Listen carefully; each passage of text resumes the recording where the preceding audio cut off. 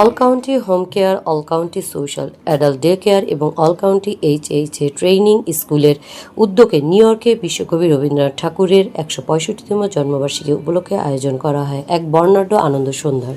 Juice সেন্টারে অনুষ্ঠিত এ আয়োজনে প্রবাসী বাংলাদেশিদের ব্যাপক উপস্থিতিতে রবীন্দ্রসঙ্গীত, আবৃত্তি ও সাংস্কৃতিক পরিবেশনা অনুষ্ঠানে ভিন্নমাত্রা যোগ করে।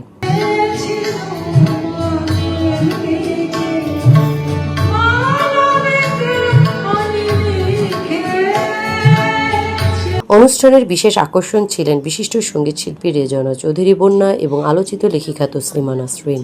তাদের উপস্থিতি অনুষ্ঠানকে আরও প্রাণবন্ত করে তোলে।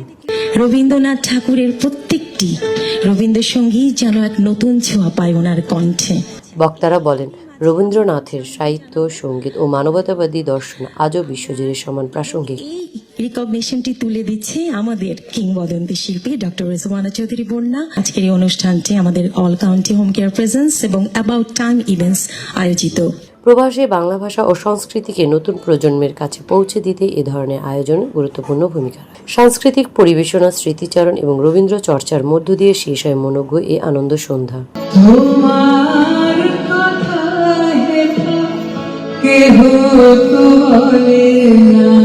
সাপ্তাহিক বাংলা গেজেট, নিউজ ডেস্ক।